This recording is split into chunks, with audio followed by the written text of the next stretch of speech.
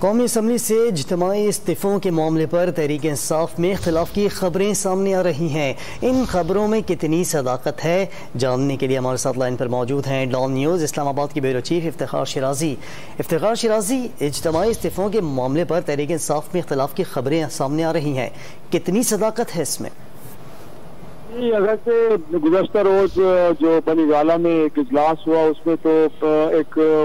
صورتحال اس طرح کی بنی کہ ابتدائی مرحلے میں ایک جذباتی انداز تھا، اور اس میں بہت سارے لوگوں نے اس بات کی تائید کی کہ بالکل اب اس پارلیمان میں واپس نہیں جانا چاہیے، بلکہ استعفے دے کے تو اب یہ جنگ سڑکوں پہ لڑنی چاہیے یہ ہے۔ اور ایک بڑا سائزیبل گروپ ہے کہ جو اب یہ کہہ رہا ہے کہ بہتر یہ ہوگا کہ جو نئی حکومت ہے اس کو ایوان کے اندر بھی ایک ٹف ٹائم دیا جائے، اگرچہ سڑکوں پہ بھی جایا جائے، لیکن ایوان کے اندر بھی اس حکومت کو ٹف ٹائم دینے کے لیے ضروری ہے کہ پارلیمان کا حصہ رہنا چاہیے۔ کہیں ایسا نہ ہو کہ اس کے بعد ضمنی الیکشن ہو اور اس کے اندر کچھ تنازع پیدا ہو تحریک انصاف کے لیے۔ اس وقت اچھی تعداد موجود ہے ایوان کے اندر تحریک انصاف کی، بہتر یہ ہے کہ اپنی سائز کو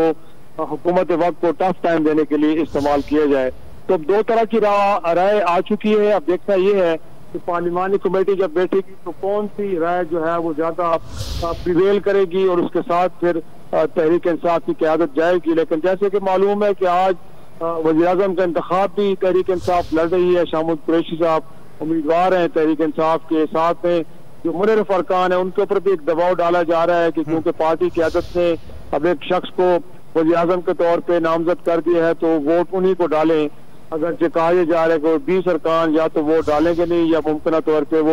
دوسرے امیدوار کو ووٹ ڈال سکتے ہیں، جس کی شکل میں ان کو ڈیفیکشن کلاس کا سامنا بھی کرنا پڑ سکتا ہے۔ تو ایک ڈیوائیڈڈ سی اوپینین ابھی تک نظر آ رہی ہے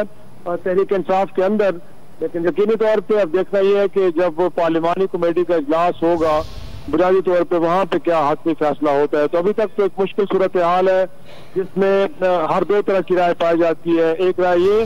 کہ اب پارلیمان کے اندر بھی رہنا چاہیے، سڑکوں پہ بھی جانا چاہیے، اور دوسری رائے یہ ہے کہ پارلیمان کو خدا حافظ کہہ کے باقاعدہ سڑکوں میں عوام میں جایا جائے اور اب نئی آنے والی حکومت کو وہاں سے ایک ٹف ٹائم دینے کی کوشش کی جائے۔ جی ٹھیک ہے، افتخار شیرازی بہت شکریہ آپ کا۔